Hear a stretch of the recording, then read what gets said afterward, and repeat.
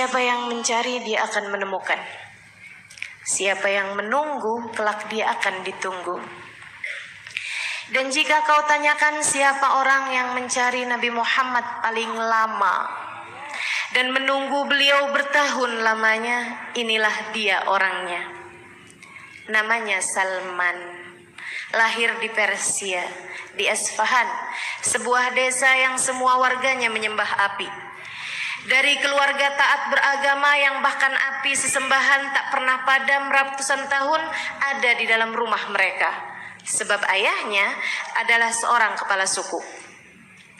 Salman tak tahu ada sesembahan lain selain api. Sampai di usia belahan tahun, sang ayah membawanya pergi berniaga ke luar negeri. Di sebuah pasar, saat Salman berjalan-jalan, dia mendengar suara indah di balik sebuah rumah. Allah hai, Allah hai, Allah Allah Allah hai, Allah hai, Allah hai, Allah Allah Allah hai. Kurang lebih seperti itu yang didengarnya. Salman masuk ke dalam rumah tersebut. Dilihatnya sekelompok orang tengah membaca doa bersama. Sesudah mereka selesai, Salman pun bertanya, apa yang sedang kalian lakukan? Kami sedang berzikir dan berdoa, kata mereka. Mana apinya? Kata Salman. Tanyanya setelah itu, setelah dia tidak mendapati ada api sesembahan di dalam tempat tersebut. Mereka semua tertawa. Kemudian seseorang di antara mereka menjelaskan bahwa Tuhan pencipta semesta adalah Allah, bukanlah api, bukan pohon, bukan pula batu. Ia adalah zat yang mata zahir kita tidak dapat melihatnya, namun mata batin kita selalu akan dapat merasakan kehadirannya. Namanya Allah.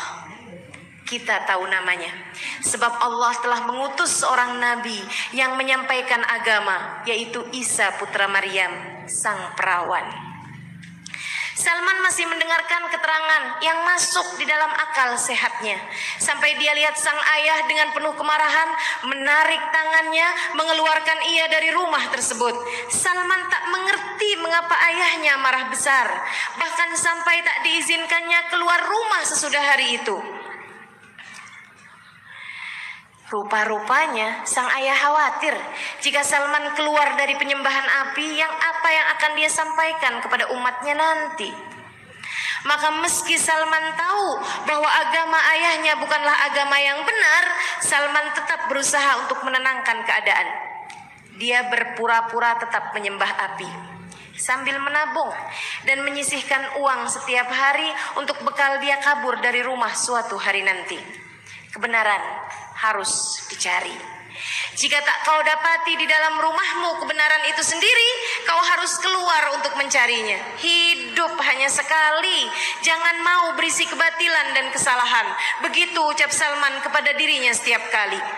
Beberapa bulan kemudian, Salman kabur dari rumah dengan membawa beberapa helai baju dan uang yang selama ini ditabungnya. Ia menuju negeri beragama Nasrani, tempat ayahnya dulu berniaga. Sesampainya di sana, dia bertanya kepada orang di sana siapa pemuka agama yang bisa dia belajar dan berkhidmah melayaninya. Mereka pun menyebutkan nama seseorang. Salman pun pergi menujunya. Salman tinggal bersamanya bertahun lamanya sampai pendeta tersebut meninggal. Warga negeri tersebut berduka. Mereka datang menyatakan kesedihan atas kematian ulama yang sangat mereka kagumi dan sayangi itu. Namun Salman malah justru berkata, ketahuilah, pendeta kalian bukanlah orang baik. Mereka marah atas tuduhan tersebut. Salman mengajak mereka ke sebuah ruangan bawah tanah. Di dalamnya tersimpan botol-botol minuman mahal yang biasa dia gunakan untuk mabuk, juga simpanan harta yang banyak yang selama ini orang tersebut meminta kepada warganya untuk menyumbang, untuk berderma. Ternyata ia hanya menumpuk simpanan tersebut, tidak berikannya kepada yang berhak. Mereka sangat kecewa. dan tak menyangka bahwa selama ini mereka telah ditipu oleh seorang pendeta. Salman bertanya kepada mereka, gerangan siapa ulama yang tersisa di dalam agama Nasrani untuk dia mengabdi kepadanya. Mereka pun menyebutkan nama seseorang yang tinggal di negeri yang sangat jauh dan membekali Salman dengan uang yang cukup untuk berangkat ke sana sebagai tebusan atas rasa bersalah Salman karena telah mengabdi kepada orang yang salah. Berangkatlah Salman ke negeri yang jauh di Romawi, mengikuti sebuah kafilah dagang. Tidak sulit baginya menemukan sang pendeta. Dia adalah pendeta terkemuka. Sang pendeta menerima Salman dengan penuh sukacita. Kali ini Salman tidak salah. Pendeta itu adalah seorang ahli ibadah, selalu berzikir dan memberi berkat kepada siapapun yang datang padanya. Salman bahagia. Tahun-tahun berlalu hingga pendeta tua itu kini telah berbaring tak berdaya menunggu ajal tiba.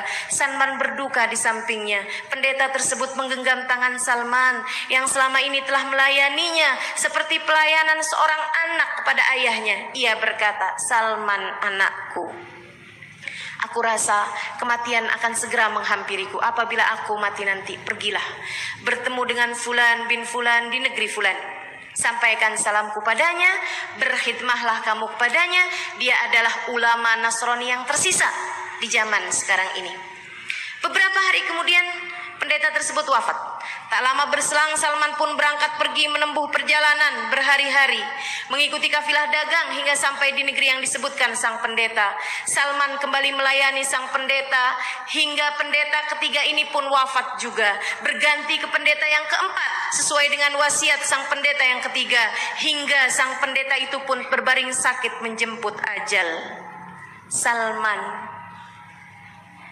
menggenggam tangan laki-laki tersebut yang berkata, "Wahai Salman, jika aku meninggal dunia nanti, tak ada lagi pendeta yang ku kenal yang dapat kau ikuti. Tak ada lagi ulama agama ini yang setia menjalankan ajaran Al-Masih. Namun jangan sedih Salman, sebab masa ini adalah masa terutusnya Nabi akhir zaman. Kau bisa ikut dengannya. Dia terutus di negeri yang sangat jauh sekali, yaitu sebuah negeri yang ditumbuhi pohon-pohon kurma. Pergilah ke sana. Apabila Nabi itu telah tiba, sampaikan salamku padanya, dan ingatlah dariku 3 pertandanya. Yang pertama, Nabi tersebut tidak makan dari harta sedekah. Yang kedua, Nabi tersebut mau makan dari harta hadiah. Dan yang ketiga, di tengkuk belakangnya terdapat lingkaran khatamun nubuwah, tanda kenabian, semacam stempel yang dicap oleh Allah Subhanahu wa taala di belakang pundaknya." Sang pendeta pun wafat. Berangkatlah Salman yang kala itu sudah tak lagi muda menuju Jazirah Arab.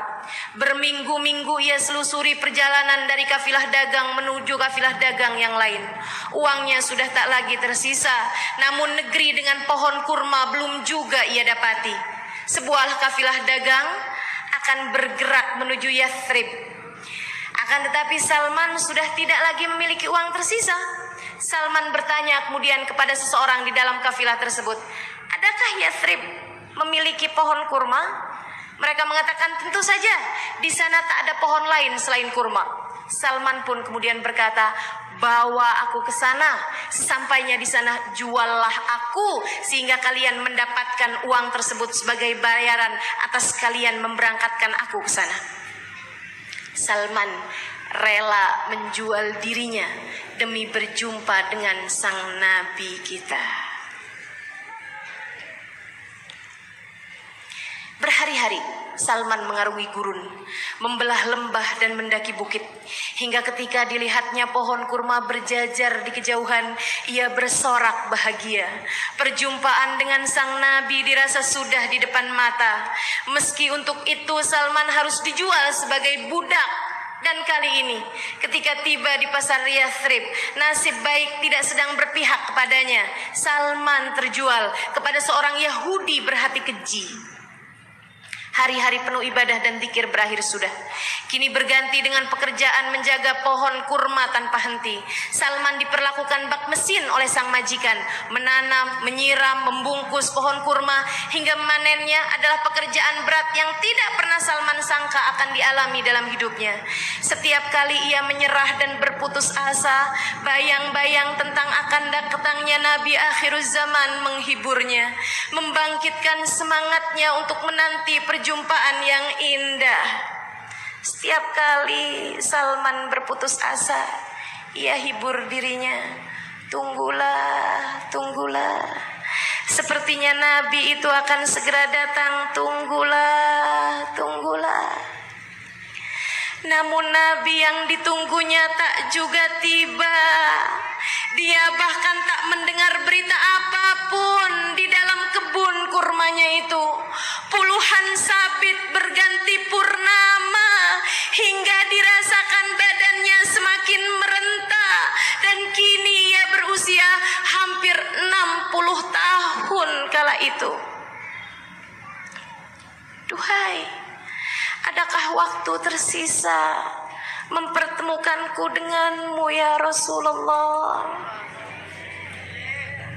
Duhai, adakah ada kesempatan mata ini menatap indah wajahmu, wahai Nabi akhiruz zaman? Hingga segala penantianku menjadi bermakna, ataukah hingga renta usia dan segalanya menjadi sia-sia? Dalam gundah gelisah, Salman hanya menengadahkan tangan, berdoa, meminta kepada Allah agar penantiannya berujung jumpa. Saudariku sekalian, jangan pernah remehkan doa, sebab bisikmu di dalamnya menggerakkan sang pemilik segala untuk mengabulkannya. Iya, doa Salman pada akhirnya didengar oleh Allah juga. Siang itu, saat Salman sedang berada di atas pohon kurma dengan sang majikan yang mengawasi di bawahnya, datang anak majikannya dengan tergesa. Ia berkata dengan suara lantang, "Ayah, ayah, ya abadi, ya abadi, ayah, ayah, aku dengar Nabi yang ditunggu orang-orang Islam telah tiba." Mendengar kabar Nabi yang ditunggu orang telah tiba, Salman spontan turun dari pohon kurmanya. Ia dekati anak majikannya, kemudian dia bilang, Apa? Apa kau bilang? Nabinya telah tiba? Nabinya pada akhirnya telah tiba."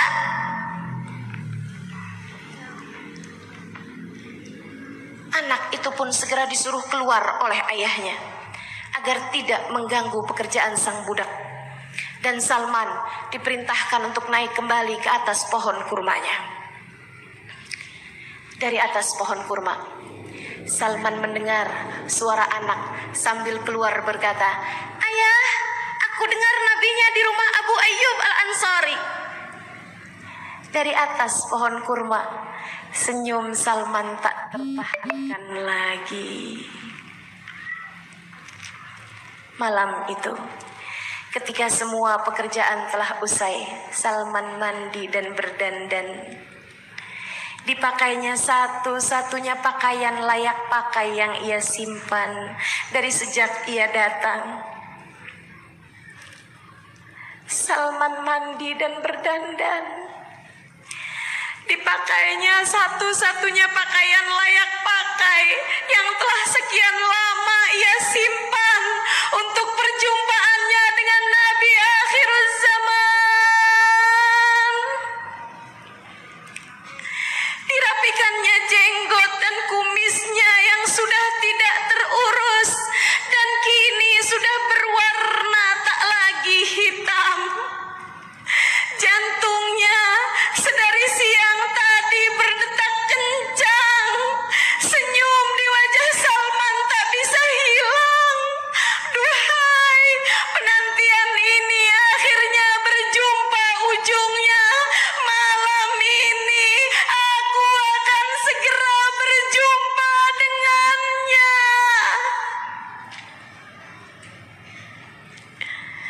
Ribuan purnama pada akhirnya berakhir sudah. Awan-awan kelabu segera akan berganti dengan pelangi berwarna-warni.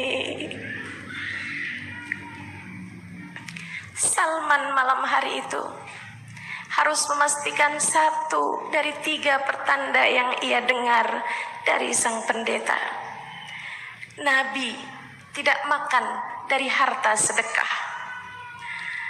Kurma yang menjadi jatah makan malam Salman ia bungkus dengan rapi. Dan ketika tuannya sudah pergi tidur, ia menyelinap keluar rumah pergi ke rumah Abu Ayyub Al-Ansari. Rumah itu tidak mewah, namun cukup luas untuk menampung banyak orang. Nabi baru saja datang siang tadi. Karenanya banyak orang-orang berkunjung melepas rindu padanya. Salman menyadari bahwa dirinya kini hanyalah seorang budak sahaya. Karenanya ia merasa kecil hatinya. Ia malu berjumpa dengan Nabi Muhammad. Namun jika tidak malam ini kapan lagi? Dia pun duduk di luar menunggu sampai rumah terlihat sepi. Ketika dilihatnya sahabat sudah tersisa hitungan jari, Salman pun masuk ke ruangan. Ia duduk. Dari jarak yang cukup jauh, Salman memandang Nabi Muhammad. Diperhatikannya Nabi Muhammad dari ujung rambut ke ujung kaki. Dilihatnya wajah indah Nabi Muhammad. Dilihatnya nun alisnya, mim bibirnya, dan alif hidungnya. Duhai, keindahan macam apa yang kau karuniakan kepadanya ya Allah.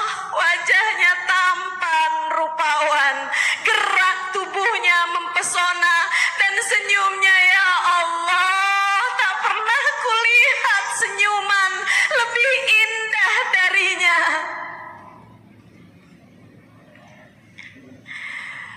Hati Salman berbisik, meski tanpa ku cari pertanda, mudah sekali hati ini untuk percaya bahwa dia adalah seorang utusan Allah. Salman terus saja menatap seseorang yang ditunggunya berpuluh tahun itu. Dinantinya berpuluh purnama itu. Nabi masih sedang berbincang dengan seseorang. Ketika Salman melihat Nabi sudah tidak lagi berbicara dengan siapapun, ia pun maju. Kemudian dengan cepat-cepat Salman berkata, "Ya Rasulullah, ini adalah kurma sedekahku untukmu." Ujarnya dengan cepat, dan tanpa menunggu jawaban, Salman segera berlalu. Ia terlihat pergi dari ruangan itu, akan tetapi sebenarnya tidak. Dari balik tembok ia mengintip.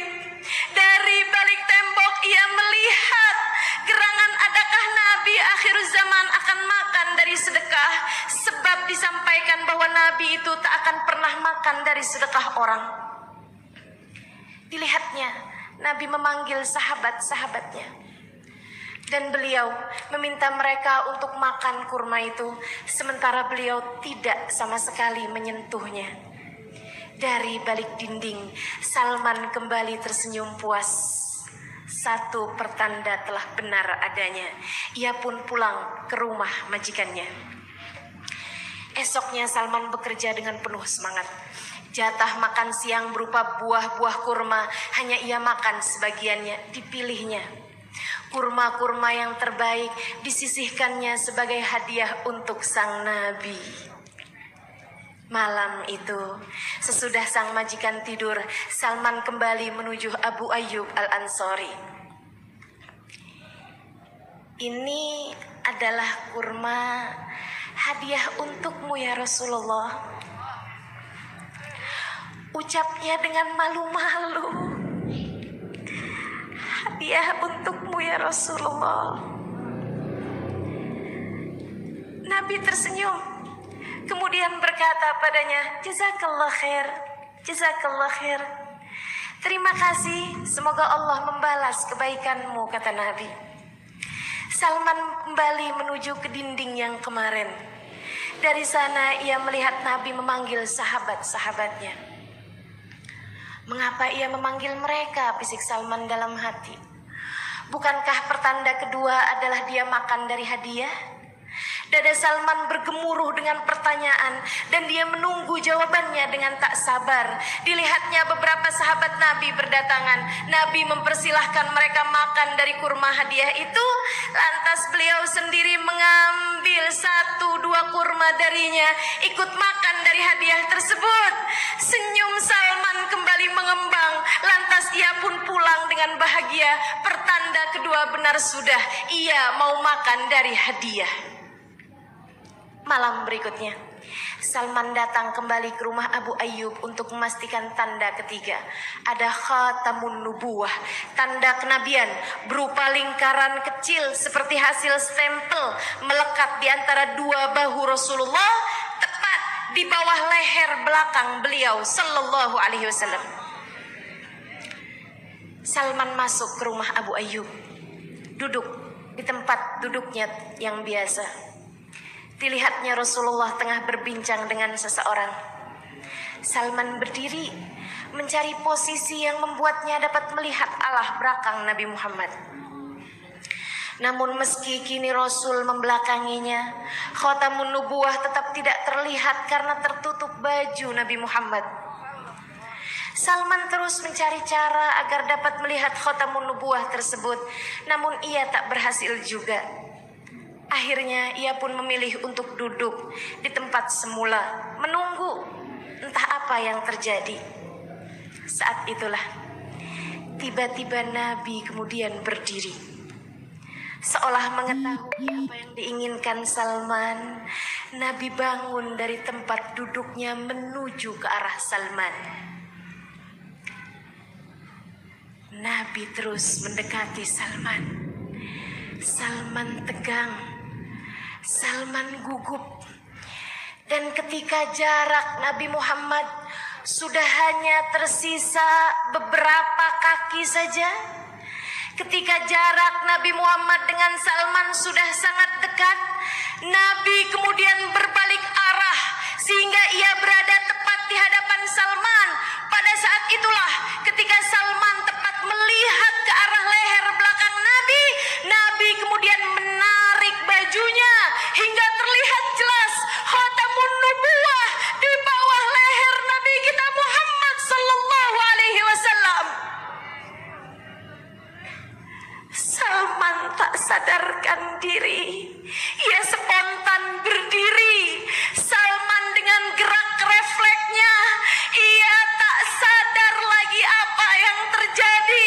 Khatamun nubuwah itu ia sudah bayangkan beribu kali banyaknya dalam benaknya, dan ia kini telah di depan mata. Salman tak tahan hatinya. Ia berdiri menuju Nabi Muhammad. Dipeluknya Nabi dari belakang dengan begitu erat.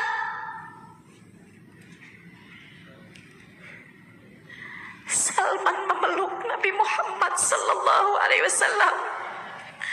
Tangisnya tumpah ruah dalam pelukan Nabi. Duhai yang kutunggu sekian lama, berpuluh tahun lamanya, Allah izinkan untukku yang hina ini untuk bersua.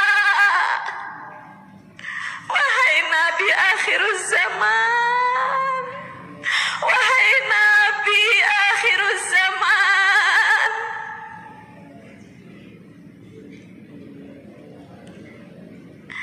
Tangis Salman tumpah ruah dalam pelukan Nabi. Seseorang yang untuknya Salman rela menjual diri dan menjadi hamba sahaya.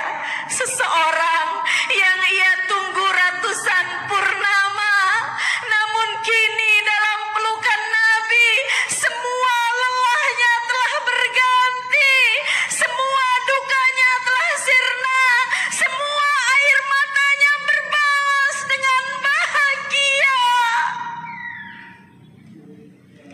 Semua lama dan semua purnama terbayar sudah.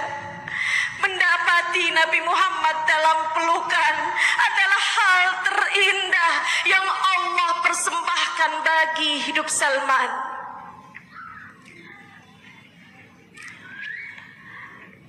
Setelah tangis Salman reda, Nabi memintanya bercerita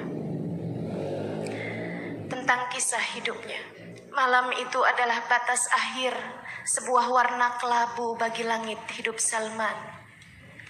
Esok hari, pagi akan menyingsing terang dalam lembaran barunya. Keesokan harinya Nabi Muhammad membeli Salman dari bajikan Yahudinya dengan harga yang sangat mahal. Lalu beliau membebaskannya. Salman kini meraih surganya. Ia kini belajar dari manusia teragung meski usianya tak lagi muda. Nabi memberi kabar bahwa usianya masih akan panjang. Salman wafat pada usia 120 tahun. Nabi menyayanginya lebih daripada siapapun. Ketika sahabat Ansor dan Muhajirin berdebat, apakah Salman termasuk Muhajirin karena ia hijrah dari Persia, ataukah termasuk Ansor sebab ketika Nabi datang dia sudah ada di Yathrib? Nabi yang mendengar itu berkata, Salman minna ahlal bait. Salman minna ahlal bait. Salman minna ahlal bait. Salman minna ahlal bait. Salman termasuk dariku, kata Nabi. Ia adalah keluarga Nabi Muhammad. Adakah seseorang di antara kita yang Nabi layak berkata padanya, anti minna ahlal bait. Engkau adalah bagian dariku. Engkau adalah keluarga Nabi Muhammad. Adakah seseorang di antara kita layak untuk sebuah perjumpaan indah? Nabi tersenyum dan berkata, engkaulah yang telah mencariku sekian lama. Inilah aku, memberikan padamu syafaatku. Adakah seseorang di antara kita yang layak untuk sebuah perjumpaan indah? Nanti kelak satu hari Nabi berkata padanya, engkau yang seumur hidupmu mencari keridhaan Allah dan keridhaanku, aku ridho padamu, engkau adalah bagian dariku. Saudariku sekalian, mari berkaca, mari bercermin, mari pastikan bahwa di saat Nabi berjumpa umatnya,